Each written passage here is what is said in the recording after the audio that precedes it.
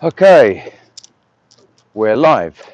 Let's see if I can actually manage to get a live out that is of some kind of decent quality. I've noticed the sound on the last few lives has been absolutely terrible, so please accept my apologies for that. It is Wednesday, it's the 26th of February 2020, and it is cold and it is just past 7 o'clock in the morning. Now obviously I get up quite early. I wake up at 5:30. I get done what I need to get done.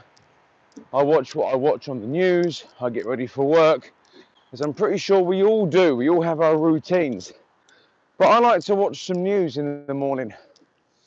I do. I like to catch up on world events. And I'm well aware of what the situation is with the coronavirus. I'm well aware of what's going on with COVID-19, as it's now being called.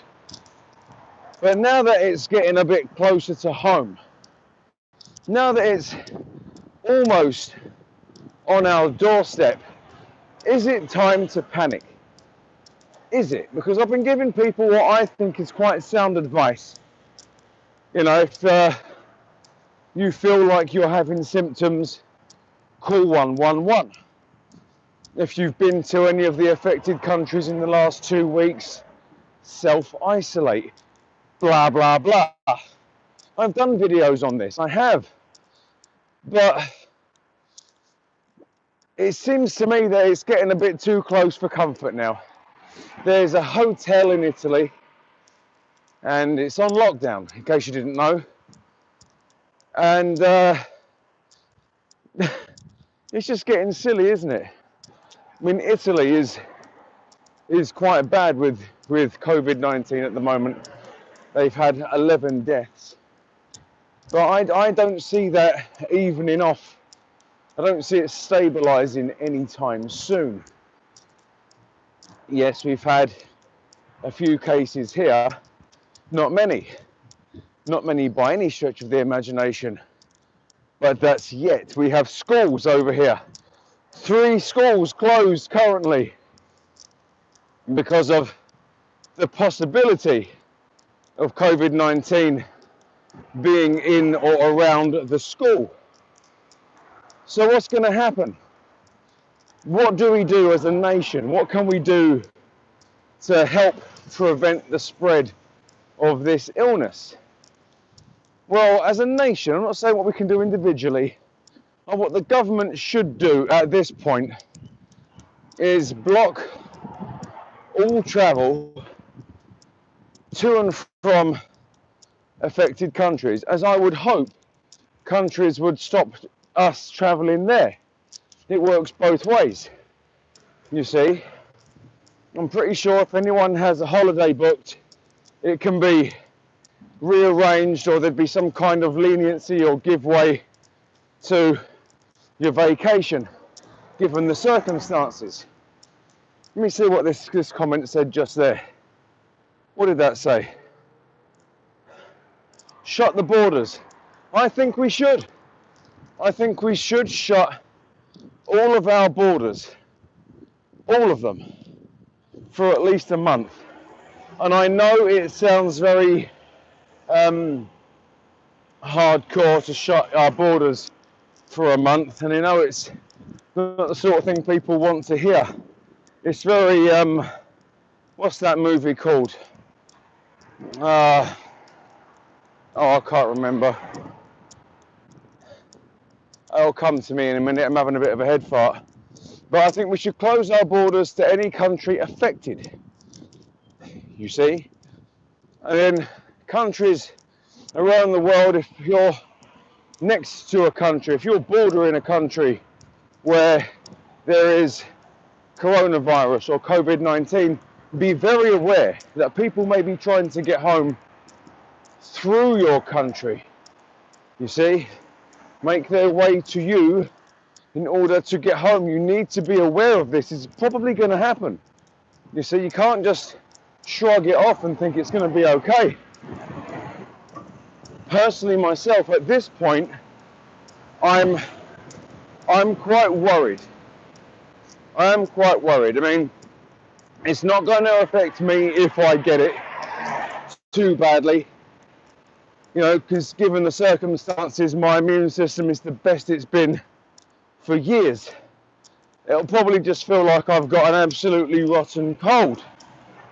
It's the elderly and the young is where it scares me, because it's a respiratory illness. It affects your breathing. Children and elderly men and women are dying because of this illness. What can we do? I don't know.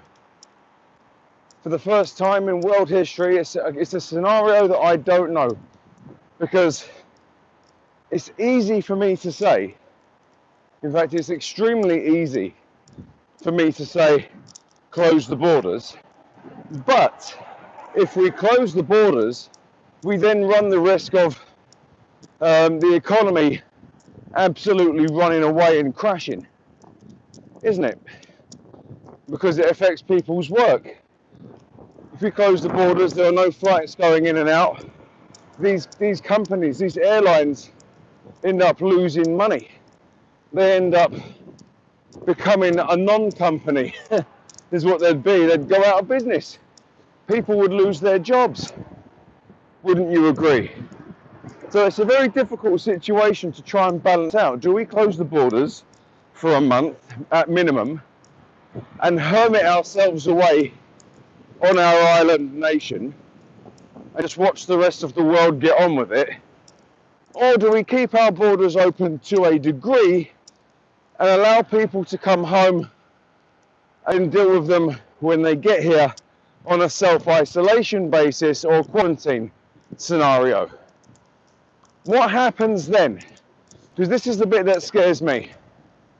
What happens if someone comes home from a country where coronavirus has just been discovered, but they were in that exact area where COVID-19 was discovered? What happens if that person was in that hotel at that exact time, only they made it out a week before it was discovered? What happens if they then move to London or Manchester, Liverpool, Birmingham, one of our many great cities in this country, and then they find out that they're sick about a week later? That's all right, don't worry about it, you know, it's only a giveaway, you know. Just don't bother looking, will you? No, of course you won't, prick.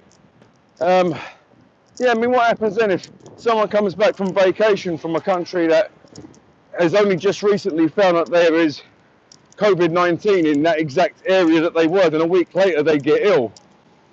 What happens then is, for a week they've been at home, they've been using public transport, they've been, without realising it, spreading COVID-19 to potentially hundreds and hundreds of people on a daily basis by holding on to the handrails, just by breathing on people. This is how it's spread.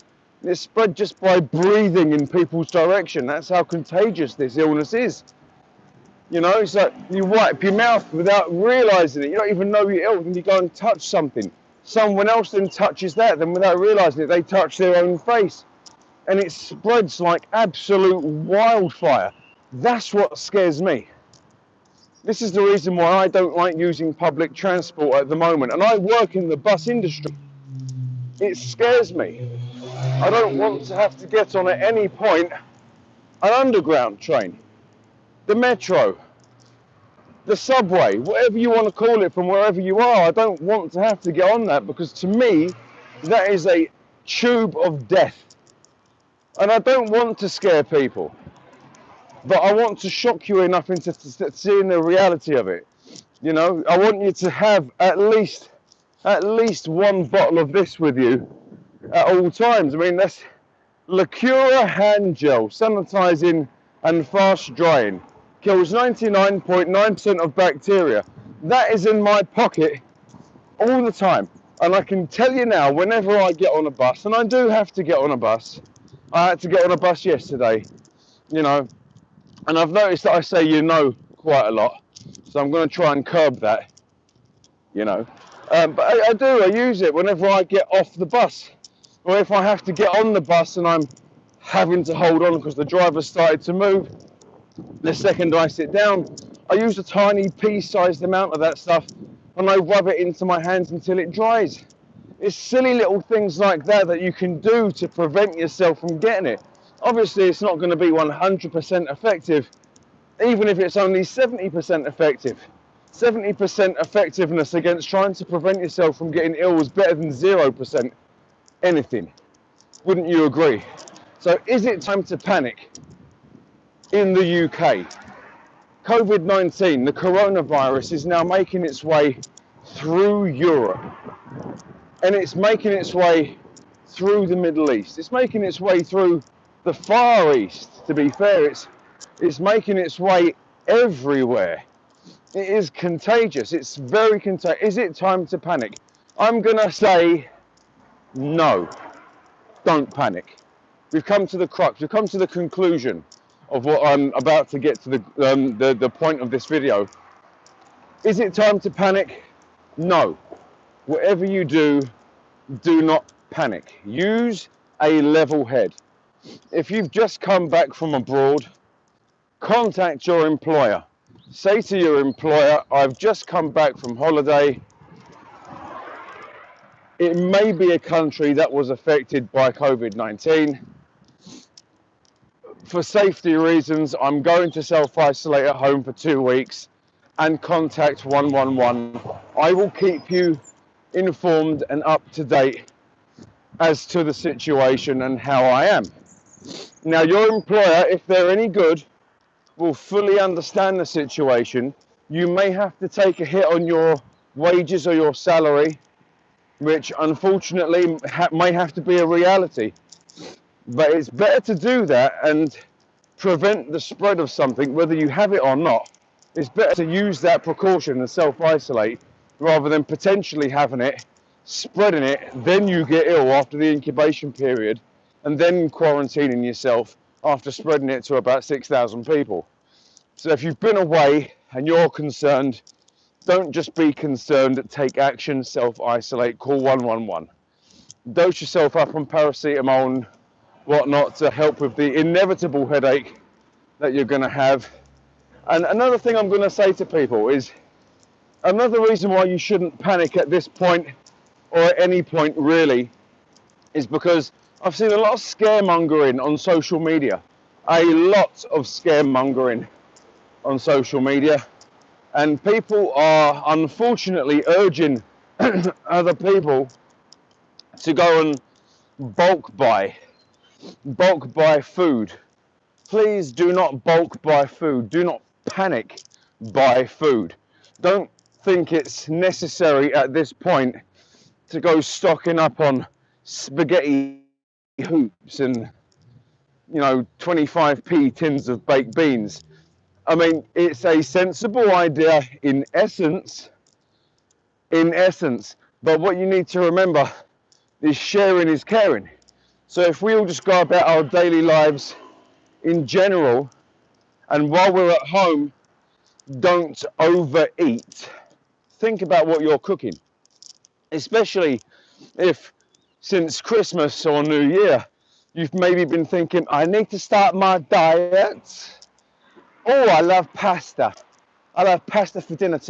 Oh, let's save some pasta. Let's not overeat. Let's cook what we need today. So there's no real need, is there, to panic buy. Yes, buy what you require. Buy bread and freeze it. Great idea. Buy 2 loaves and freeze it. Buy 3 and freeze 2. Great, not a problem. In that situation, buy thin sliced bread because it will last longer. Silly little things like that. If you're going to buy loads and loads of baked beans because you're worried for the apocalypse, then fine. Buy loads and loads of baked beans for the apocalypse. But just remember that there may be other people doing that too.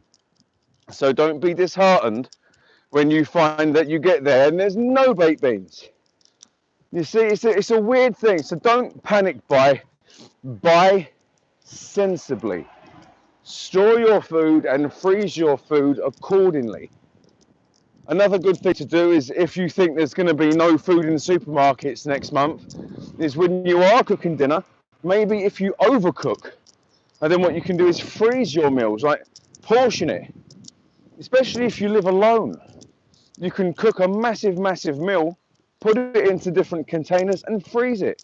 That way you know you've got food for later on in case you do run out of something. It's silly little things we can do, but don't, for the love of God, do not panic.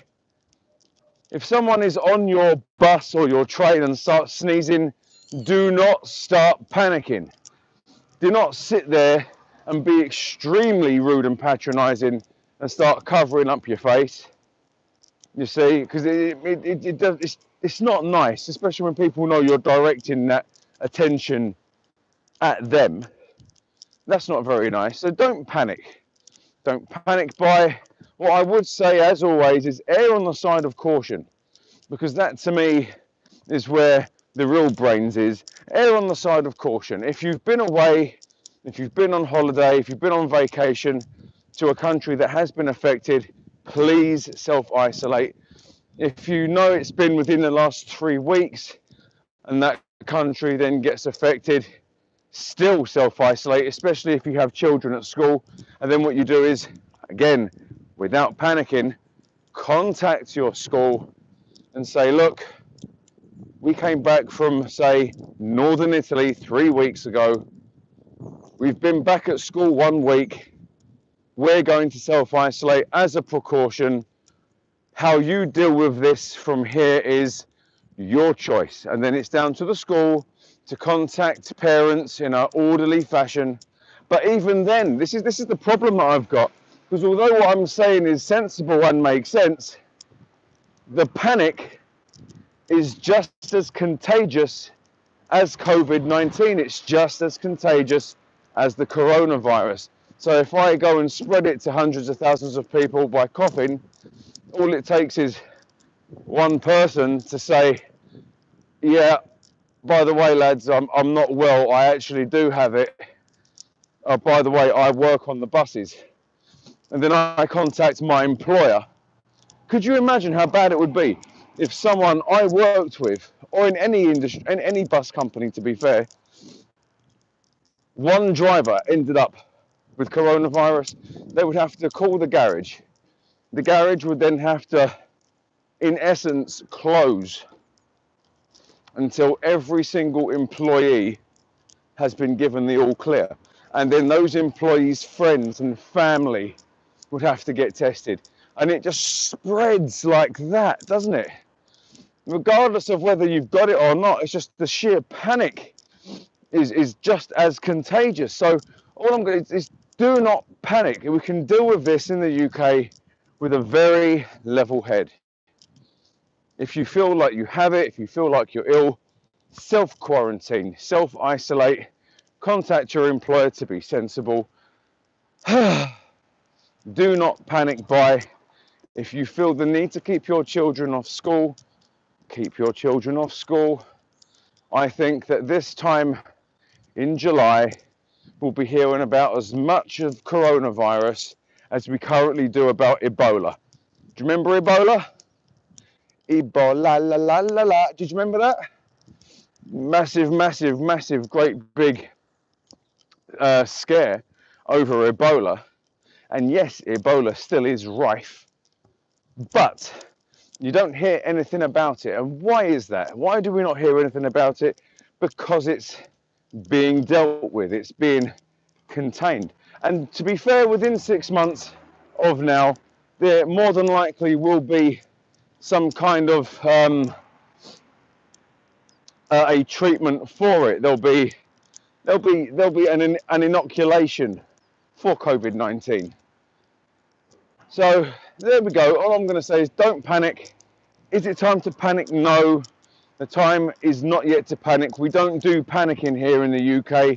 We are British. We are strong, proud people, and we deal with things with a very level head. We can do this. I do think it's time to close our borders to countries that are affected for a limited time and allow specific flights back only. Other than that, we do need to be very careful, but again, do not panic. Worry, good. Panic, no. Anyway, I'm going to knock this on the head. I've ranted on for 20 minutes and 29 seconds, and I do wish everyone has a fantastic day. Have a good one.